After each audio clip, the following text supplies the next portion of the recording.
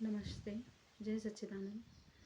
लोभ लोभ और कर्म इंसान को कहाँ तक ले जा सकते हैं, इंसान ने भी नहीं सोचा होगा। एक गांव में दो बहनें थी और दोनों ही एक ही गांव में ब्याही गई थी। तो बड़ी थी, वो अपने भाई से मिलने के लिए मायके जाती है। तो मायके जाते वक्त बड़ी थी, इसलिए भाई के बारे में सोचती रहती, भाई को मिलने जाती क्योंकि माता पिता नहीं थे। तो रास्ते में जाते टाइम उसे एक वृक्ष बेर का मिलता है। तो वो वृक्ष से उसे आवाज़ आकाशवाणी होती है कि बेटा यहाँ पर बहुत कांटे वगैरह पड़े हुए हैं और ये ज़रा सा साफ सफाई कर दो, नन्हे बालक यहाँ खेलते रहते हैं। तो वो बड़ी जो रहती है वो वहाँ पर झाड़ू वाड़ू लगा के वृक्ष के नीचे पूरी साफ सफाई करती है। उसके बाद में फिर वो आगे बढ़ती है। आगे जाने के बाद उसे गाय का गोटा मिलता है। तो वहाँ पर गाय कहती है कि ये बिटिया, तुम ज़रा यहाँ पर साफ सफाई कर दो, हमारा मालिक नहीं आया है और हम गंदे में हैं। तो गाय की बातें सुन के वो उठाती है, झाड़ू वगैरह लगाती, साफ सफाई वगैरह कहती है। तो गाय कहती है बेटा जब वापस आओगे ना तो बर्तन ले आना, मैं तुम्हें दूध धो दूंगी। तो वो वहाँ से आगे बढ़ती है। आगे जाने के बाद में होते वहाँ पर सांप का टीला मिलता है। जो उस टीले पे बच्चों लोगों ने खूब पत्थर वत्थर फेंके रहते हैं। तो वहाँ पर उसे आकाशवाणी होती है कि यहाँ पर जो भी गंद पड़ा हुआ है उसे साफ साफ साफ कर दो। यहाँ पर पत्थर वत्थर वगैरह पड़े हुए हैं, यहाँ से सब हटा दो। तो वो टीले के पास पास की सफाई करती, पत्थर हटाती और आगे बढ़ती है। आगे जाने के बाद में भाई भाभी खेत में जाने वाले होते हैं। तो फिर भाई बहन को देख के बड़ा खुश होता है कि दीदी आ गई करके। फिर दीदी की आओ भगत होती है कि दीदी बैठो वगैरह, खाना पीना खिलाया जाता है। फिर भाई बोलता बहन मैं खेत में जा रहा हूँ, बहुत साग सब्जी तरकारी है, तुम चलो वहाँ से जाते टाइम लेके जाना। बहन भाई के साथ हो लेती है। खेत में जाते भाई खूब तरकारी सब्जी वगैरह सब तोड़ ताड़ के देता है। भाई से बातें पूछती है, हाल वगैरह सब पूछती है और भाई को आशीर्वाद देती है कि तू हमेशा खुश रहना, क्योंकि माँ माँ बाप के पीछे तू ही हमारा सब कुछ है। और वहाँ से भाई को आशीर्वाद दे के भाई ने दी हुई तरकारी लेके वो आगे बढ़ती है। तो आगे बढ़ने के बाद में उसे टीला मिलता है। टीला मिलता है तो वहाँ पर उसे खूब धन वगैरह पड़ा रहता है। तो वहाँ से आकाशवाणी होती है कि बेटा ये सब बटोर लो, तुम्हारे लिए ही रखा हुआ है। वो धन वगैरह लेती है, आगे बढ़ती है। तो गाय दूध धोने लग जाती है। तो वहाँ जाके बर्तन लगाती है, दूध लेती है, आगे बढ़ती है। आगे बढ़ने के बाद में बेर के वृक्ष में खूब फल पड़े होते हैं। तो वो आकाशवाणी वहाँ से होती है कि बेटे फल बटोर लो, ये तुम्हारे लिए हैं। आगे जाती है बहन, आगे फिर वो सब बटोर के आगे जाती है। आगे जाने के बाद में घर पहुँचती है। घर पहुँचने के बाद में वो सब अपने घर वालों को बताती है कि ऐसा ऐसा मेरे साथ में हुआ।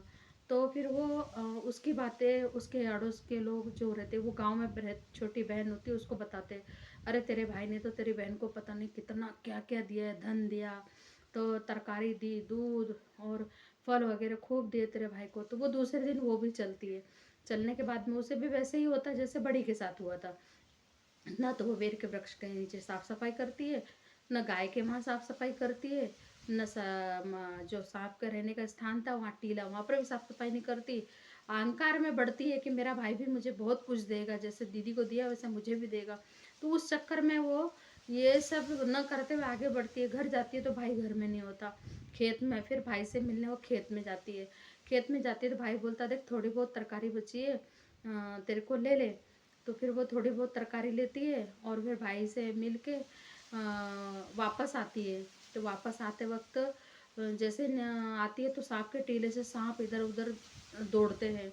तो वो अपमान वहाँ उसने किया होता है कि मैं अपने भाई से मिलने जा रही, तुम्हारी साफ सफाई कर ली कि थोड़ी आई। तो वहाँ से सांप आगे पीछे से दो निकलने लगते हैं। वहाँ से वो दौड़ती हुई आगे जाती है तो गाय रस्सी छोड़ के वहाँ से भाग रही होती है। तो गाय उसके पीछे लगती है। तो गाय से बोलती तू मेरे को मुझे क्यों पीछे लगी है, क्यों मुझे मार रही है। तो वो बोलती है कि मैं तुझे जाते वक्त बहुत कुछ देना चाहती थी पर तूने मेरी बात नहीं सुनी। तो फिर वो बोलती है मैं अपने तो भाई से मिलने जा रही थी, मेरा भाई मुझे बहुत कुछ देने वाला था। वहाँ से वो आगे बढ़ती है तो पेड़ के वृक्ष के नीचे हवा का झोंके से खूब कांटे वगैरह बिखरे रहते।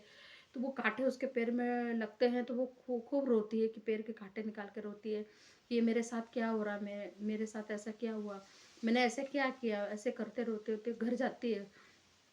चेहरा हालत वगैरह बिगड़ जाती है। घर जाने के बाद में बहुत रोती है। तो कहने का भावार्थ ये है कि देखो, जिसने सेवा करी उसे मेवा मिला, जिसने सेवा नहीं की उसे क्या मिला, दुख ही मिला ना। आज संसार में यही है, हर इंसान बोल रहा है मेरे साथ ऐसा क्यों हो रहा, मेरे साथ ऐसा क्यों हो रहा, अगला बहुत बढ़ रहा है, मैं पीछे क्यों हूँ।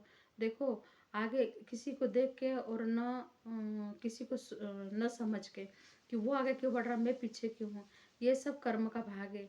इंसान जैसे कर्म करेगा वैसे ही है। बोए बबूल तो आम कहाँ से खाए, वैसी बात है कि जो हम बोएंगे वही हमें मिलने वाला है। इसलिए हम मनुष्य लोक में रहते हुए अपना कर्म करें, अपनी वाणी नियंत्रित रखें। जिस जैसी वाणी बोलिए, मन का आपा होए, खुद भी शीतल हुई है, आप हूँ शीतल हुई है, कि ऐसी वाणी रखे जैसे हमें सुख मिले, हमें शांति मिले, हमारे आत्मा को शांति मिले। और यही जीवन है कि जितना लोभ करोगे वैसे संसार के चक्र में फंस के लक्ष्य 84 योनि घूमनी पड़ेगी।